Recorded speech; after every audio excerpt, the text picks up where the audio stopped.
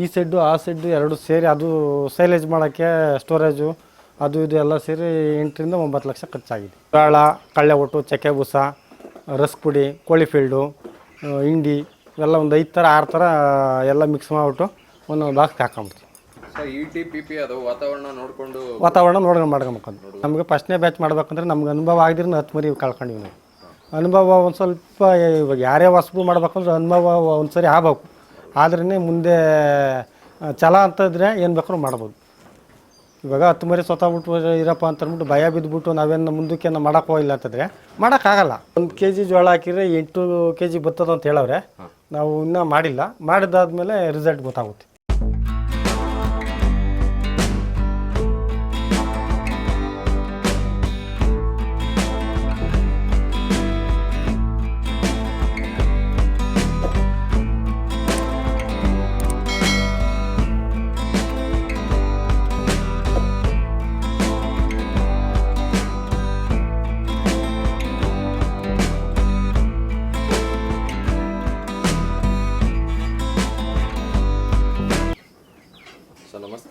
ನಮಸ್ತೆ. ಕೃಷಿ ಗೆಳೆಯ ಚಾನಲ್ಗೆ ಸ್ವಾಗತ. ಸರ್, ನಿಮ್ಮ ಪರಿಚಯ ಮಾಡ್ತೀವಿ ಸರ್. ನಮ್ಮ ಹೆಸರು ಚಿಕ್ಕೇಗೌಡ ಅಂದ್ಬಿಟ್ಟು, ದೊಡ್ಡಬಳ್ಳಾಪುರ ತಾಲೂಕು. ಸರ್, ನೀವು ಕುರಿ ಸಾಕಾಣಿಕೆ ಯಾವಾಗ ಶುರು ಮಾಡಿದ್ರಿ? ಸರ್, ನಾವು ಕುರಿ ಸಾಕಾಣಿಕೆ 2 ತಿಂಗಳಿಂದ ಮಾಡಿರೋದು. 2 ತಿಂಗಳಿಂದ. ಮೊದಲು ಮುಂಚೆ ಒಂದು 10-15 ಮನೆ ಹತ್ರ ಇರೋವು. ಬಟ್ ಈ ಸೆಡ್ಡೆಲ್ಲ ಮಾಡಿ ಒಂದು 2 ತಿಂಗಳಿಂದ ಈಚೆಗೆ ಕುರಿ ಸಾಕಾಣಿಕೆ ಮಾಡೋಕ್ಕಿದ್ದು ಸ್ಟಾರ್ಟ್ ಮಾಡಿದ್ದು. ಈ ಶೆಡ್ಡು ಹೊಸ್ದಾಗಿ ಮಾಡಿರೋದು. ಇನ್ನು ಫಸ್ಟ್ ಬ್ಯಾಚ್ ಇದು. ಈ ಮರಿ ಹಾಕಿರೋದಲ್ಲ ಫಸ್ಟ್ ಬ್ಯಾಚ್. ಯಾವ ಮರಿಗಳನ್ನ ಎಲ್ಲಿಂದ ಆಯ್ಕೆ? ಇದು ಚಿಂಗ್ನೂರು ಮರಿ ಅಂತ ಅಂದ್ಬಿಟ್ಟು ಇವು ಚಿಂಗ್ನೂರಲ್ಲಿ ತೊಗೊಂಬಂದಿದ್ದೀವಿ. ಒಟ್ಟು 129 ಮರಿ ತೊಗೊಂಬಂದಿದ್ವಿ. ಇವು ಬಂದು ಅಮ್ಮಿಂಗಡ ಕ್ರಾಸ್. ಇವು 20 ಮರಿ ತೊಗೊಂಬಂದಿದ್ವಿ. ಎಷ್ಟು ಕೊಟ್ಟಿದೆ ಸರ್ ಒಂದು ಮರಿಗೆ? ಒಂದು ಮರಿಗೆ ಒಂದು ಬ್ಯಾಚಲ್ಲಿ 52 ಮರಿ ಬಂದ್ಬಿಟ್ಟು 6,350 ರೂಪಾಯಿ ಒಂದು ಮರಿ ಬಿದ್ದಿದ್ವು. 52 ಮರಿಗೆ 9,200 ರೂಪಾಯಿ ಬಿದ್ದಿತ್ತು. 29 ಮರಿಗೆ 7,600 ರೂಪಾಯಿ ಬಿದ್ದಿತ್ತು. ಟ್ರಾನ್ಸ್ಪೋರ್ಟು ಎಲ್ಲ ಸೇರಿ 25ರಿಂದ 28 ಸಾವಿರ ಖರ್ಚು ಬಂದಿತ್ತು. ಇಷ್ಟಕ್ಕೆ ಅವರೇಜು ನಿಂತ್ಕೊಂಡೈತೆ. ಈಗ 2 ತಿಂಗಳು ಮುಂಚೆ ನೀವು ತೊಗೊಂಬಂದಾಗ ಮರಿಗಳ ಎಷ್ಟು ಆವ್ರೇಜ್ ಕೆ ಜಿ ಇತ್ತು? ಅವರೇಜ್ ಅಂತಂದರೆ ಒಂದು 18ರಿಂದ 20 kg ಅವರೇಜ್ ಇತ್ತು. ಚಿಕ್ಕ ಮರಿಗಳು 6ರಿಂದ 7 kg 8 kg ಅವರೇಜ್ ಇತ್ತು. ಇವಾಗ 2 ತಿಂಗಳಿಂದ ದೊಡ್ಡ ಮರಿಗಳು 28ರಿಂದ 36-37 kg ತನಕ ಬರುತ್ತೆ. ಬಂದಿದೆ.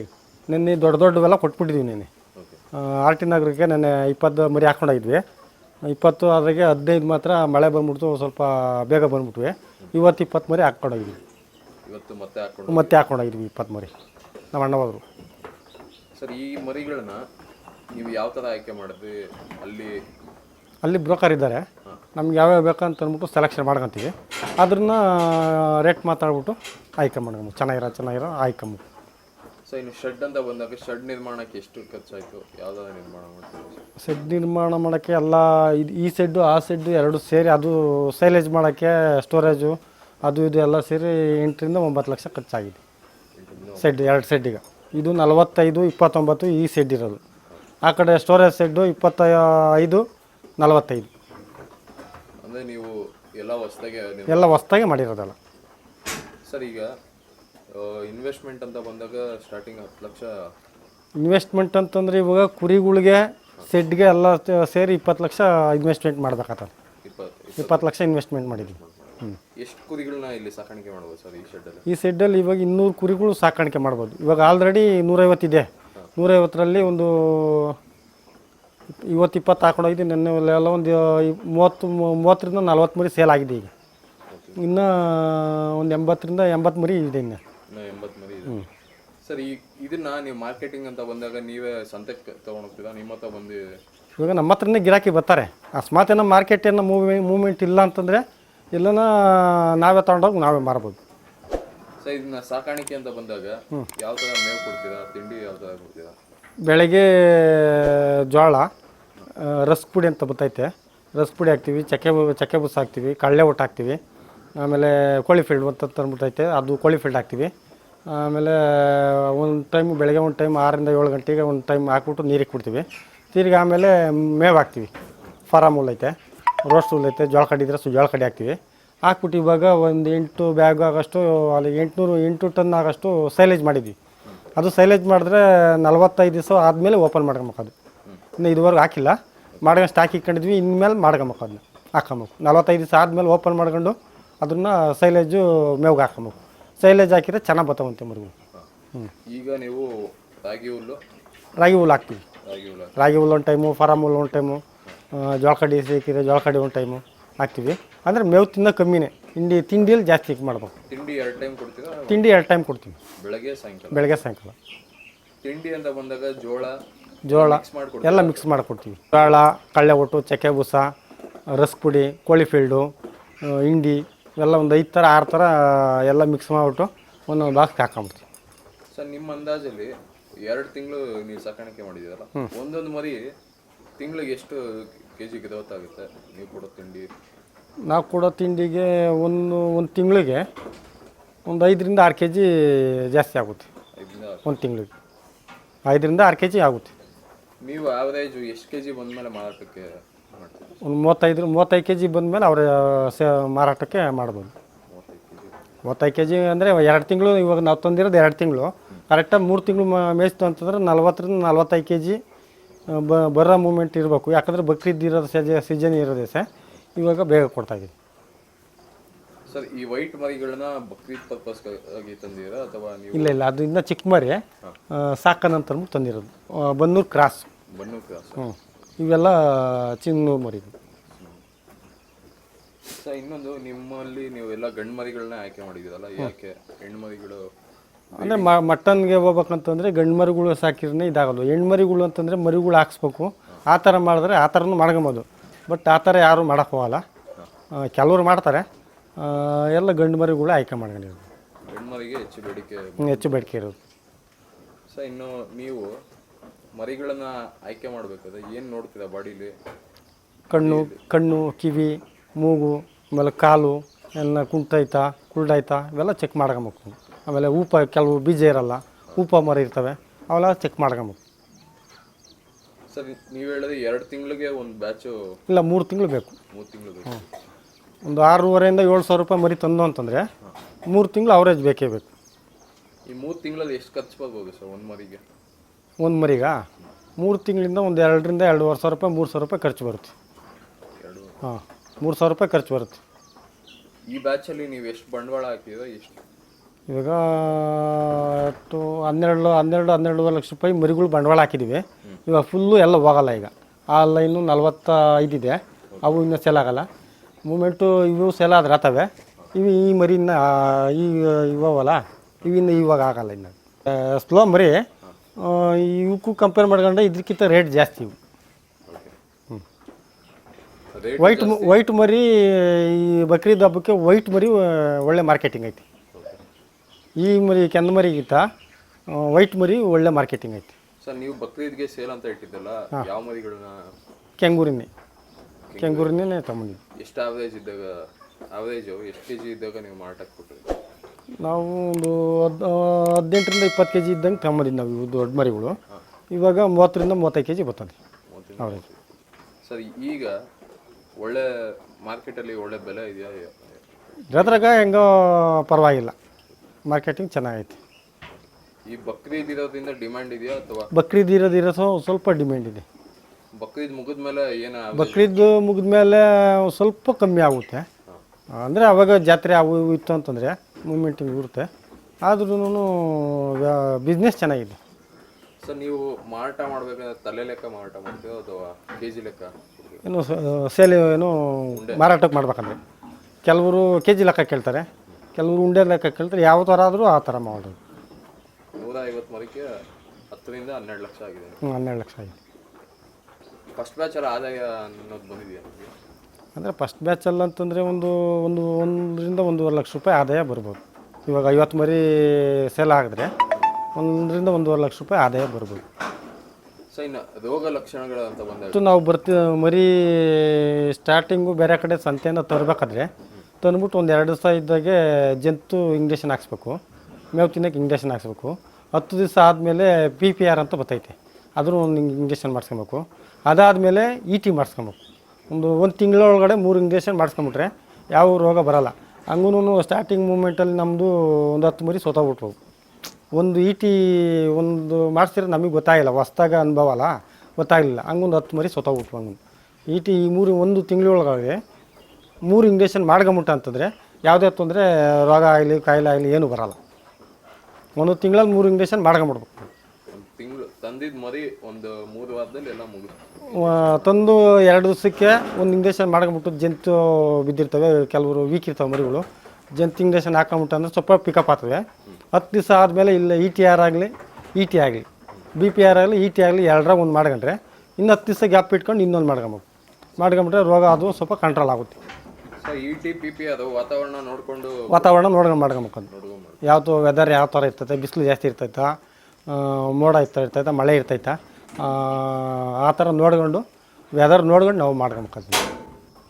ಸರ್, ನೀವು ಕುರಿ ಸಾಕಾಣಿಕೆ ಶುರು ಮಾಡಬೇಕು, ಇದು ಲಾಭದಾಯಕ ಇದೆ ಅಂತ ನಿಮಗೆ ಆಲೋಚನೆ ಅಂದರೆ ಎಲ್ಲ ಕಡೆಯೂ ಮಾಡ್ತಾಯಿದ್ರಲ್ಲ, ನಾವು ಅಂದರೆ ಇದುವರೆಗೂ ಒಂದು 2 ವರ್ಷದಿಂದ ಹಸಿನ ಸಿಡ್ಡೆ ಐತೆ, ಅಲ್ಲಿ ಒಂದು 20-25 ಯಾವಾಗೂ ಇರೋವು.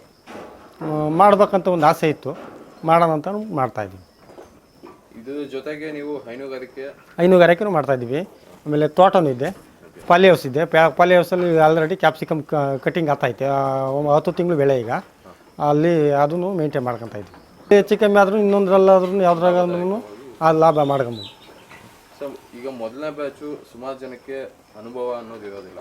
ಹೌದು, ಗೊತ್ತಿಲ್ಲ. ನಮ್ಗೆ ಇವಾಗ ಹಂಗೆ ಆಗಿದೆ. ನಮಗೆ ಫಸ್ಟ್ನೇ ಬ್ಯಾಚ್ ಮಾಡ್ಬೇಕಂದ್ರೆ ನಮ್ಗೆ ಅನುಭವ ಆಗಿದ್ರೆ 10 ಮರಿ ಕಳ್ಕೊಂಡಿವಿ ನಾವು. ಅನುಭವ ಒಂದು ಸ್ವಲ್ಪ, ಇವಾಗ ಯಾರೇ ಹೊಸಬು ಮಾಡ್ಬೇಕಂದ್ರೆ ಅನುಭವ ಒಂದು ಸರಿ ಆಗ್ಬೇಕು, ಆದ್ರೇ ಮುಂದೆ ಛಲ ಅಂತಂದರೆ ಏನು ಬೇಕಾದ್ರೂ ಮಾಡ್ಬೋದು.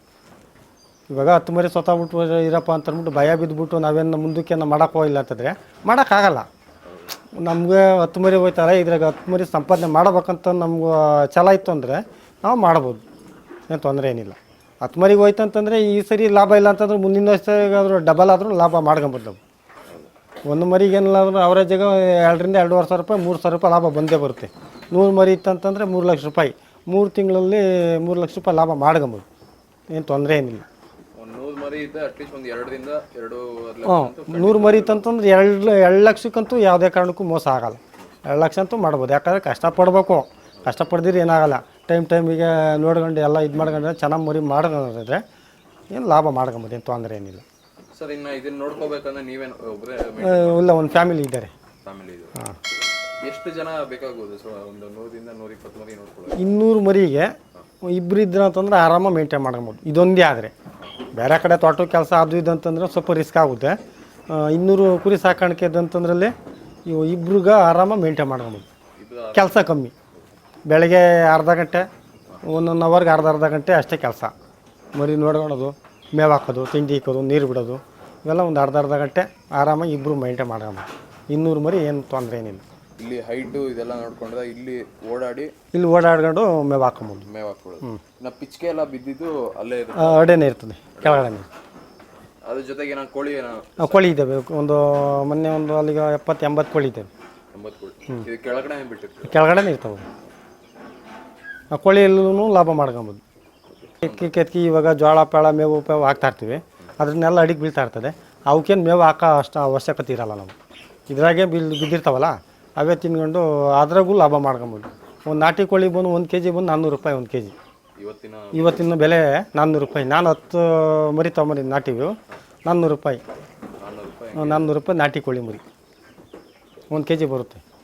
ಪ್ರತಿದಿನ ಮೊಟ್ಟೆ ಸಿಕ್ಕಿದೆ ಅಂತಂದರೆ ಮೊಟ್ಟೆಗೂ 10 ರೂಪಾಯಿ, 15 ರೂಪಾಯಿ, 20 ರೂಪಾಯಿ ಒಂದು ನಾಟಿ ಮೊಟ್ಟೆ. ನಾಟಿ ಕೋಳಿ ಹಾಕೊಂಡ್ರು ಇಲ್ಲ, ಗಿರಾಜ ಎಲ್ಲ ಥರ ಕೋಳಿ ಹಾಕೊಂಡ್ರು ಲಾಭ ಮಾಡ್ಕೊಬೋದು, ತೊಂದರೆ ಏನಿಲ್ಲ. ನೀರು ಯಾವ ಥರ ಕೊಡ್ತೀರಾ ಸರ್? ಎಲ್ಲ ಪೈಪ್ ಸಿಸ್ಟಮ್ ಆಗ್ಬಿಟ್ಟಿವಿ, ಸಿಂಟ್ಯಾಕ್ಸ್ ಇಟ್ಕೊಂಡಿದ್ದೀವಿ. ಮೋಟ್ರು ಬೋರ್ವೆಲ್ ಇದ್ದಲ್ಲ, ಬೋರ್ವೆಲ್ಲಿಂದ ಅದ್ರಲ್ಲಿ ತೊಗೊಂಡು ಇದ್ರ ಪೈಪ್ಲೈನ್ ಮಾಡಿಸಿದ್ದೀವಿ. ಪೈಪ್ಲೈನಲ್ಲಿ ನೆಲ್ಲಿ ಸಿಸ್ಟಮ್ ಮಾಡಿಸಿದ್ದೀವಿ. ನೆಲ್ಲಿಗೆ ತಿರುಗಿದ್ರೆ ನೆಲ್ಲಿ ಅನ್ನಾದರೆ ಬರ್ತವೆ ನೀರು. ಪ್ರತಿಯೊಂದಕ್ಕೂ ನೆಲ್ಲಿ ಹಾಕೊಂಬಿಟ್ಟಿವಿ. ಇವಾಗ ಒಂದೊಂದಕ್ಕೆ ಎತ್ಕೊಂಬರೋಕೆ ಗಾಸಿ ಇಲ್ಲೇ ಪೈಪ್ ಸಿಸ್ಟಮು ಸಿಂಟ್ಯಾಕ್ಸ್ ಆಗಿರ್ತವೆ. ಡೈರೆಕ್ಟ್ ನೆಲೆ ತಿರುಗಿದ್ರೆ ಅಂತ ನೆಲ್ಲಿ ತುಂಬ್ಕೊತವೆ. ಎಷ್ಟು ಬೇಕು ಅಷ್ಟು ಬಿಟ್ಕೊತೀವಿ, ಇಲ್ಲ ಆಫ್ ಮಾಡ್ಕೊತೀವಿ. ಸರ್, ನೀವು 2 ತಿಂಗಳು ಆಗಿದೆ ಅಂದರೆ ಶುರು ಮಾಡಿ? 2 ತಿಂಗಳಾಗಿದೆ. ಎಷ್ಟು ಮರಿಗಳನ್ನ ಇವಾಗ ಒಟ್ಟು ಮಾರಾಟ ಮಾಡಿದ್ದೀರಾ? ಮಾರಾಟಕ್ಕೆ ಇವತ್ತು 20 ಹಾಕೊಂಡೋಗಿದ್ದಾರೆ. ಎಲ್ಲ ಒಂದು 40 ಮರಿ ಮಾರಾಟಕ್ಕಾಗಿತ್ತು. 40 ಮರಿ. 40 ಈ 40 ಮರಿಯಲ್ಲಿ ಯಾವ ತೊಗೊಂಡು ನಿಮಗೆ ಲಾಭ ಆಗಿದೆಯಾ ಸರ್?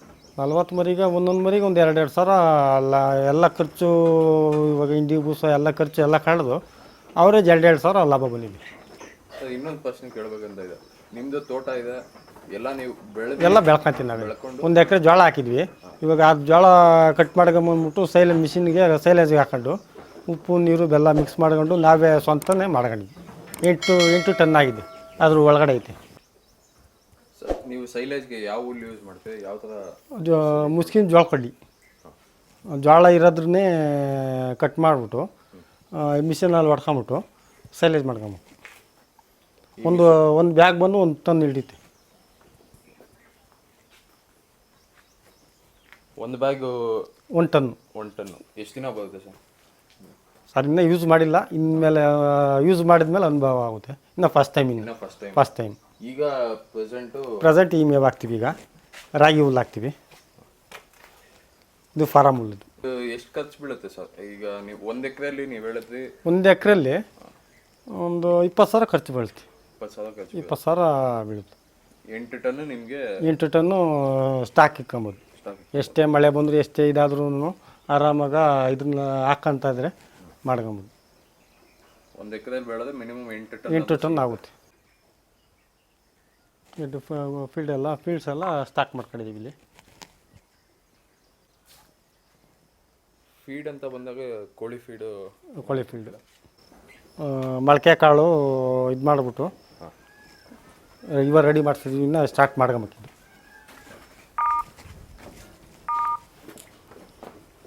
ಇನ್ನೂ ಮಾಡಿಲ್ಲ, ಸ್ಟಾರ್ಟ್ ಮಾಡ್ಕೊಂಬೇಕು. ಈ ಟ್ರೇಗಳಲ್ಲಿ ಮೊಳಕೆ ಹೈಡ್ರಾನಿಕ್ ಅಂತ ಅಂದ್ಬಿಟ್ಟು ಮೊಳಕೆ ಕಾಳುಗಳು ಈ ಥರ ಮಾಡಬೇಕು. ಹೊಸ್ದಾಗಿ ಮಾಡಿಸ್ತಾಯಿದ್ದೀನಿ. ಇನ್ನೇ ಸ್ಟಾರ್ಟ್ ಮಾಡ್ಕೊಂಬೇಕಿದ್ದು. ಹೈಡ್ರಾನಿಕ್ ಜೋಳ ಆಗಲಿ ಗೋಧಿ ಆಗಲಿ, ನಮ್ಮದರ್ಗ ಗೋಧಿ ಆಗಲ್ಲ, ಜೋಳ ಮಾಡ್ಕೊಬೋದು. ಜೋಳ ಆಗಲಿ ಹುಳ್ಳಿ ಕಾಳು ರಾಗಿ ಎಲ್ಲ ಥರದ್ದು ಮಾಡ್ಕೊಬೋದು. ಸರ್ ಇದರಲ್ಲಿ 1 kg ಜೋಳ ಹಾಕಿದ್ರೆ 10 kg ಮೇವು? 1 kg ಜೋಳ ಹಾಕಿದ್ರೆ 8 kg ಬರ್ತದ ಅಂತ ಹೇಳವ್ರೆ. ನಾವು ಇನ್ನೂ ಮಾಡಿಲ್ಲ. ಮಾಡಿದಾದ್ಮೇಲೆ ರಿಸಲ್ಟ್ ಗೊತ್ತಾಗುತ್ತೆ. ಮಿನಿಮಮ್ ಅವ್ರು ಹೇಳಿರೋದು 8 kg ಹೇಳಿದ್ದಾರೆ. ಒಂದು 6-7 kg ಅಂತೂ ಗ್ಯಾರಂಟಿ ಬರುತ್ತೆ.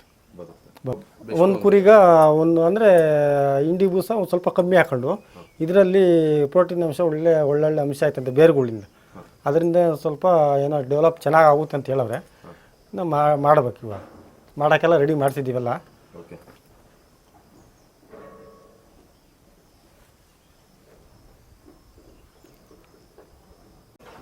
ಕುರಿ ಬೇಕು ಅಂದರೆ ಸಂಪರ್ಕ ಮಾಡಬೇಕು.